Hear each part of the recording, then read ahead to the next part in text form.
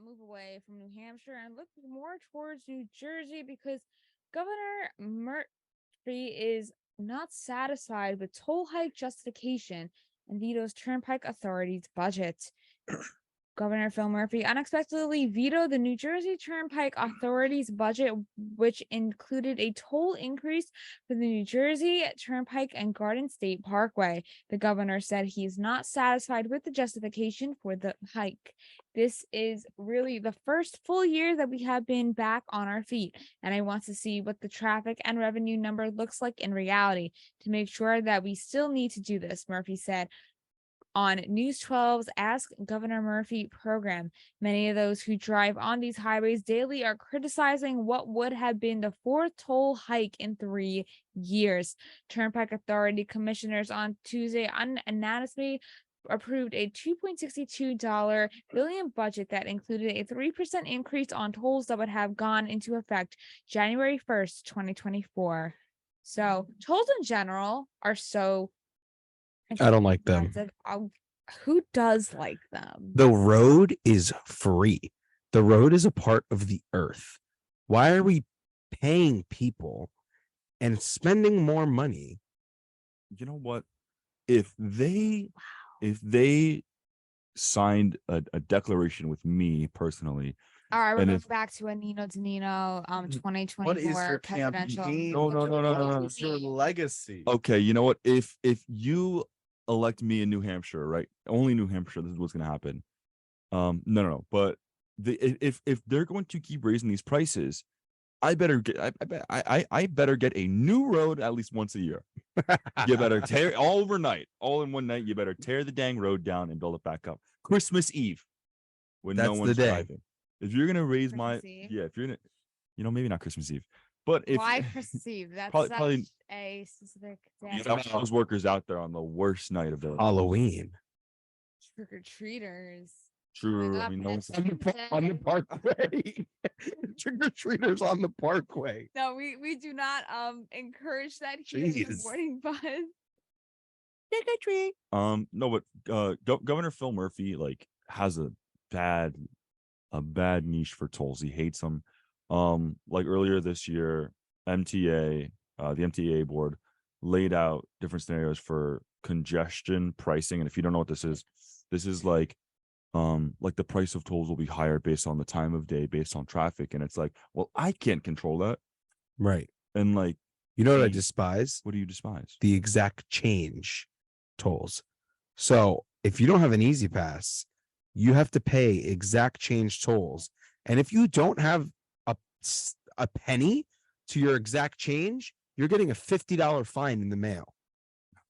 Ridiculous. 75 cents. I have 69 cents or 73 cents. Yeah, 73. Yeah. And you know what's actually And if I don't put that extra cent in, it's a fee. Shame on you. Tell me about it. It is. You know what's actually funny? So at Montclair State, you have to, if you want to park on the campus, especially as a resident, you have to pay. And I was calculating it, I remember, in the summer of what's more expensive. Is it either for because I usually go home on the weekends depending on what my plans are, and it's actually cheaper to pay the parking permit at Montclair than to have my dad come pick me up on the weekends because of tolls. Oh wow. Oh, just because of the tolls? Yeah. Oh, I was well, the tolls to get because the tolls is $17. Toll, I guess. Yeah. And there's two tolls. Do you have an Easy Pass or no? I do have an Easy Pass, so that helps. Does your dad not have an Easy Pass? I mean, it's still like 14. It's still 14 bucks a night. It's still money, but and guess what? These peak times that I was talking about for congestion pricing, the times are from 6 a.m.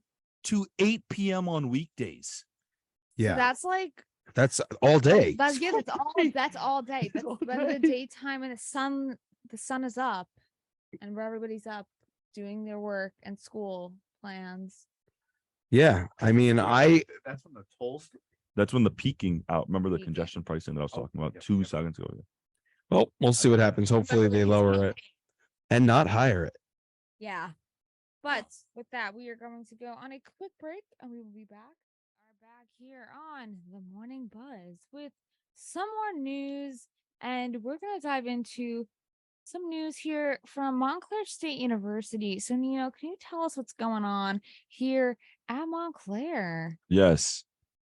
I'm going to talk about how Montclair's creative writing program nurtures aspiring authors' dreams. Crystal Castro graduated from Montclair State University with a Bachelor of Arts in English and a minor in creative writing in May of 2022, so not so long ago. Castro says, "My first day at the office was 3 weeks after my graduation date.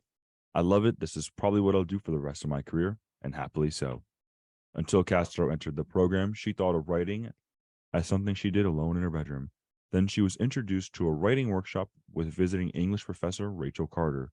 Castro recalls, it was this incredibly collaborative experience, and I all at once fell in love with that. English professor David Galiff, a prolific author and champion of his students, both present and former, restarted Montclair's current creative writing program in 2008. Galiff noted that many of the students here at Montclair are second-generational immigrants, often the first in their families to attend college, and English isn't always their native language. He would love to see the university's writer embraced by Montclair Township, home to many creative types, and perhaps expand the program's writing prizes. Currently, there are 4 creative writing awards, one for each for fiction, flash fiction, poetry, and creative nonfiction. That comes with prize money. Castro encourages anyone who is interested in reading and writing to participate. The program, she says, isn't just for people who want to be authors someday. It's for anyone who feels like they have a story. And I'm of the opinion that that's everyone. Sorry, Exactly. I Everyone's got a story slipped up that for a wants to be sec. told. Is that what you're trying to say? Yeah, something like that. Exactly, because there are people. I think everyone's got their own story that they want to be told, but there's writers that want to write it, and that's the beauty of having this resource here at Montclair State University. And it's really cool to see that like the diversity through this writing program here at Montclair, because people come from all different backgrounds, you know, and there's first generation students, there's some students that English isn't their first language, and the fact that they are able to participate in these programs are really beneficial for them and for the rest of our college. And I think there's so many writing actual programs here at Montclair. I know they have a major, it's called like public and professional writing. There's classes like electives that you can take on writing. So if you like writing, you can take like writing electives. I actually did one last semester. Well, I was supposed to be taking my writing gen ed, but things got messed up. So I took a workplace writing class, but honestly, it was so worth it because it was basically a business type of writing class. I got to learn like how to write a resume, how to write a cover letter, how to do like a business proposal and like a presentation. So things like writing, I think, is such an important key element in the world, and the fact that you're able that to learn all these things are really beneficial when it comes to your future. And yeah, I think it's really beneficial. And there we also have the Center for Writing Excellence here at Montclair State University. Is located by it's a tiny little square building right by Bone Hall. And students are able to go there just to get feedback on their writing, whether it's a paper, an essay, a resume. And I think it's so beneficial. Have you guys ever been to the Center for Writing Excellence? I have not been to the Center of Writing Excellence, but I've heard so much about it. Yeah. That's very good. And every single one of my teachers has always said that if you're It's ever having best. problems with your papers, go to the Writing Center of Excellence for sure. Definitely. Even if like you aren't having a problem with your paper, it's so good to go. I've went a few times actually. I actually went over the summer and they actually helped me get a scholarship. So shout out to them, because being able to provide those resources really helped me and other students as well. No, Montclair is absolutely fascinating, not only for its diversity, but it's also very well known for its very successful and just great arts programs, because everyone gets to tell their story no matter which medium they're telling it from. You Right. know, here we're doing it from radio.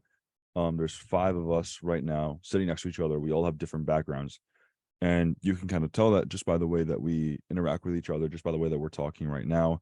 And then, over at the Montclair, they're telling their stories by their writing. It's just everyone gets to tell their story through their own medium. And that's absolutely super fun and awesome, in my opinion. Exactly. You're so right. Everyone's got their own story to be told, and going to college and learning about your career field is just that way to showcase who you are and be individual and have different talents and be unique from everybody else. And that's the beauty of college and just writing in general, whether it's like you said, there's different mediums and the way you communicate your story. Like right now, we're communicating our story through the radio. So listeners, this is our story. But another story that we actually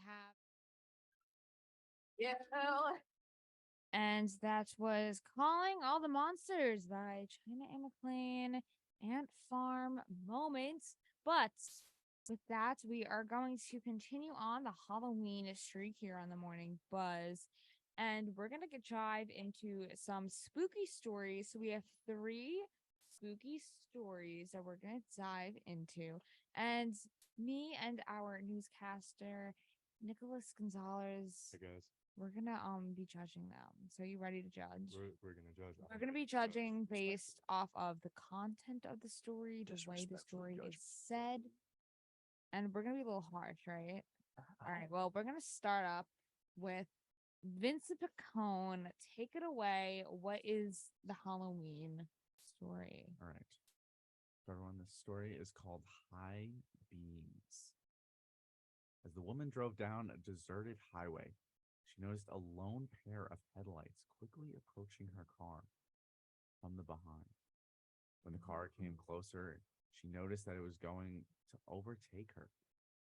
The car drew up beside her, but then the driver suddenly swerved back behind her car. She started getting nervous and kept an eye on the strange car in her rear view mirror. He pulled up dangerously close to her rear bumper and began flashing his high beams at her.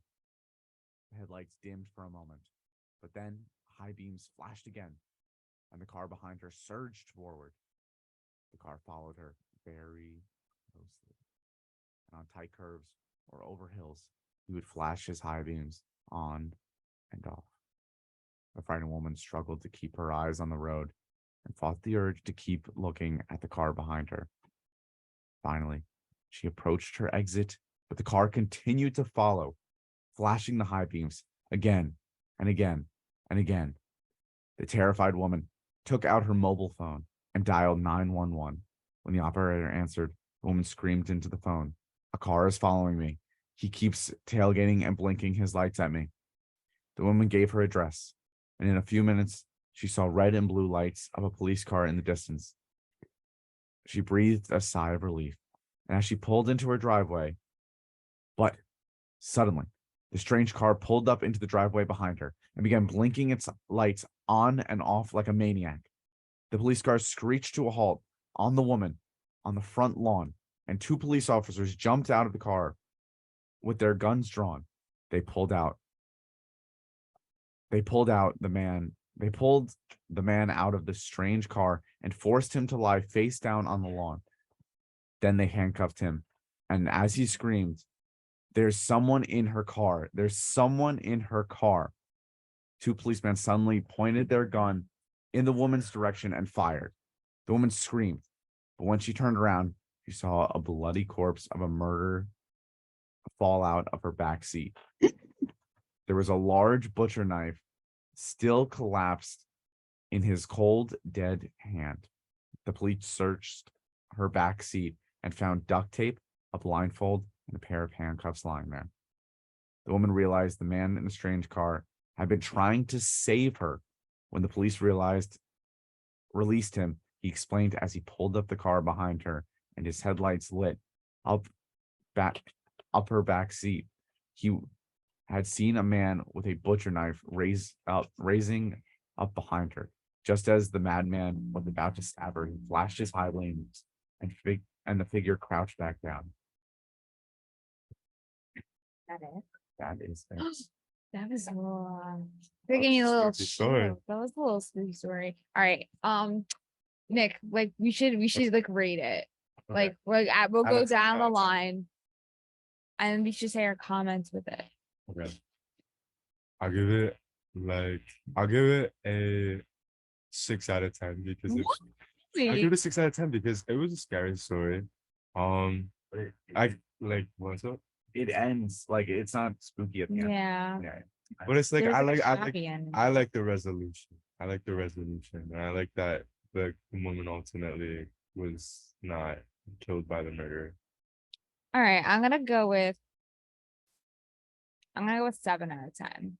Okay. I'm gonna give you this one because yes, like it wasn't like a spooky story where like it gives you like a creepy ending, but also I like the way you delivered it. You know, you gave us some suspense, you gave us some like highs and lows, give us the inflection here of your voice, and we're gonna applaud you here.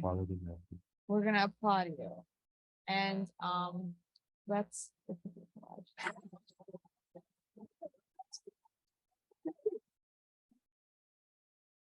all right. Next up is Nino to Nino with your spooky story. So tell us what's going on. Nicole, could you Yeah. could you give me just a little bit? Yeah. Oh. Yeah. Yeah. What's up? What's spooky story? You don't hear anything? It's refixing. Oh, I hear him. Ooh. In 1972, a 17-year-old girl learned that a friend of hers had drowned not far from his house. Gary's mother owned a large farmhouse and had several acres of property she tended by herself.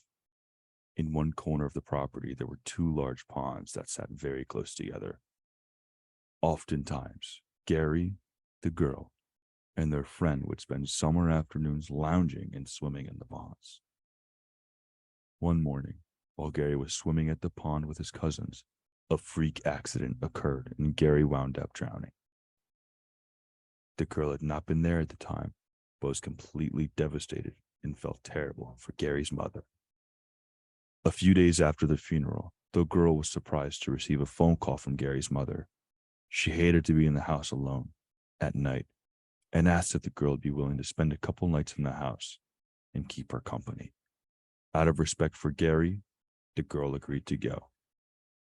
Gary's mother was delighted when the girl arrived and suggested that she stayed in Gary's room.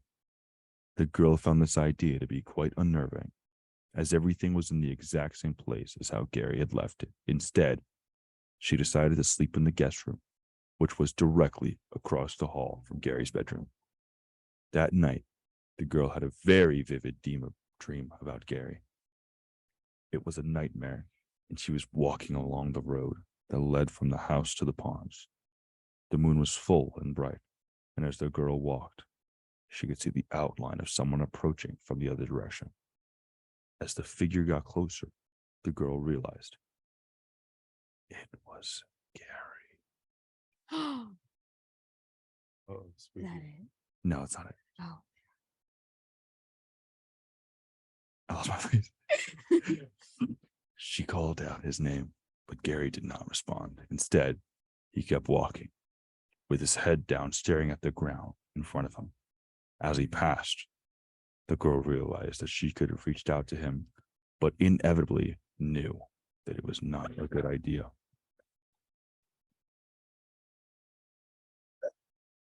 Hello. He watched as Gary passed by her and walked towards his mother. In the light of the full moon, the girl realized that Gary's hair was wet, but there was no evidence that it had rained. Suddenly, the girl woke up and realized that she had been dreaming and that she was at Gary's house. She turned around on the bed and realized that Gary was standing in the open doorway, smiling at her. She realized that his hair was wet and that he was wearing the same exact outfit that she had seen him wearing in her dream. And it's still not raining. There's no rain. The girl sat up and smiled at her friend But that smile quickly faded as Gary began to move towards her. That's when the girl realized that his feet were not touching the floor as he walked, and that her friend was, in fact, dead and had been for several weeks, and it's still not raining and he's really wet. Terrified.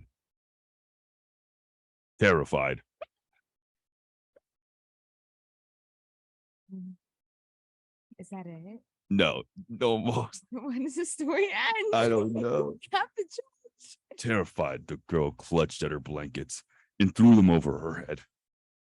She said, "I can't see you, so you can see me." She waited, certain at any moment Gary would reach out and touch her. But that moment never came. Carefully, the girl removed the blankets and saw that the room was empty. She leaped up and pounced across the wood floor to switch on the bedroom light. A few minutes later, Gary's mother appeared in the hallway, wearing her nightgown. Is that it? No. End the story. When the story needs to end soon. Thank you. She asked. The girl was not wrong, not wanting to tell Gary's mother that she had just encountered his ghost.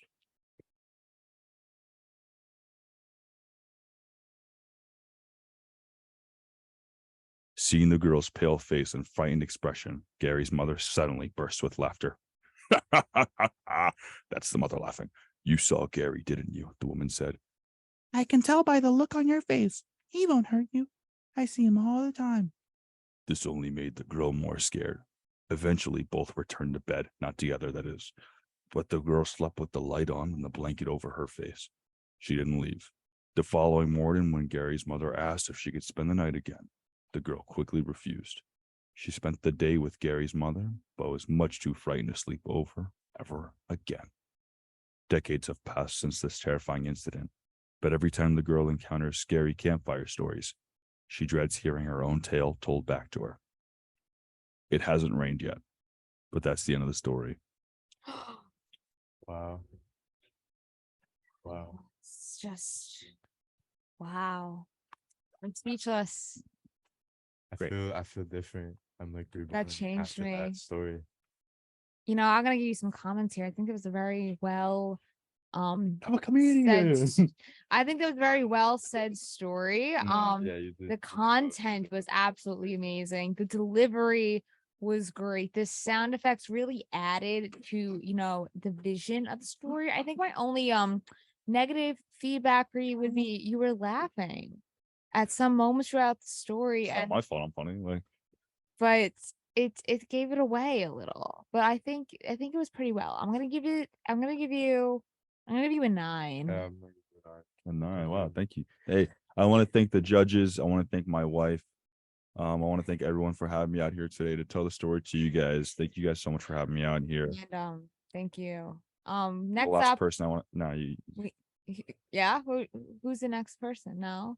Oh, well, the next person that will be saying a spooky story is Garrett Garcia. Can you tell us what's happening? Sure. Doing sound effects? Sure.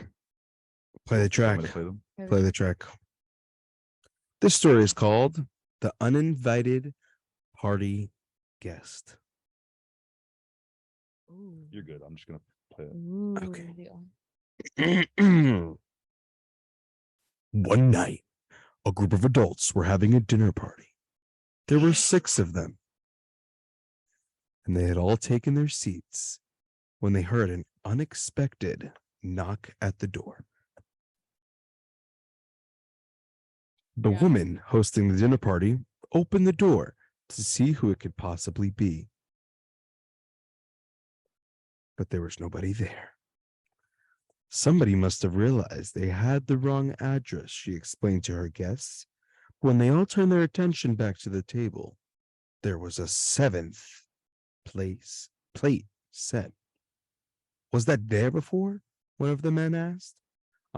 I must have set an extra plate by mistake, said the hostess.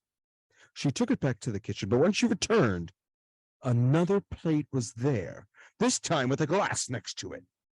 The other guests had been talking amongst themselves and hadn't seen anything strange, but then they realized what had happened. They were shocked and didn't know what to do. At this point, they figured this best strategy was to play along.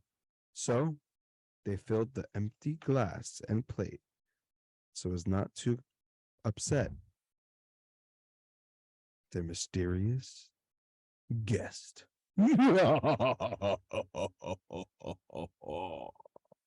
The end. Got the track. That's pretty good. That was good too. Okay. I'm gonna give you my comments. I'm also gonna give you a 9. Thought it was gonna be a 10. You know, the only person that's 10 is Ken. And there are no Kens in here right now. I'm just Ken. Nicole, you don't think he's Kano? That was I it made me laugh. don't know. Not I don't know. controversial. He's not a 10. Nobody's a 10 here. Nobody's Ken. But Garrett, that was a 9. That was really good. The delivery of the story was great. Your cackle at the end really really hit inspired the me. nail on the head. That touched me. And yeah, I the sound effects really added to it. I'm sorry, Vincent, with the sound effects, you probably would have been boosted up 2 more points. I don't know, I'm just like not a scary person, so it wouldn't have worked. You're right. Or- Well, I was laughing. Nick, what are your Actually thoughts? scare me a lot, especially when you look at me from above in the news lab. Oh my, wait. Okay, so there's an office above the news lab. This is a really spooky story. Office above the news lab. And Garrett News Garcia lab. takes his class in the news lab, and I just go up there and bang on the window and look down and just One morning he took a selfie and I like felt I took my B-reel and Garrett's in the back. and I felt a camera looking at me. So I looked up and it was Vince Picone's camera in the window. You want to know something really funny? I always see Nina Dodino at the in the news lab class too. What is with you with stalking people? We're always up there. All right, let's move along to my score. Well, Yeah. All right, Um, wait, hold up. I'm giving a 9. What about you, Nick? 9. All right, I'm gonna give you an 8 out of 10. Sorry, keep going. Well, Oh my Wait, but only because I would have liked to see Percy more sound effects. But also, I think that Nino's story naturally had opportunity for more sound effects because his was longer, like a lot longer. I made a real sound effect. That knock you heard was genuine. all right, Folks. Nick, I guess the votes are in. So sorry. Our winner is drum roll, please.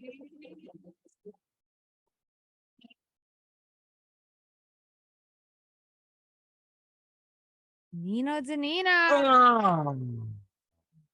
Sorry. No sorry. one's clapping. I'm standing up. He is standing up No right hands in the now air. in his ghost face costume. It's guys, it's all because Nick. I lost by 1 point, please. Yeah, 1 point's Garrett, a lot. Garrett, you came into a close second, and Vincent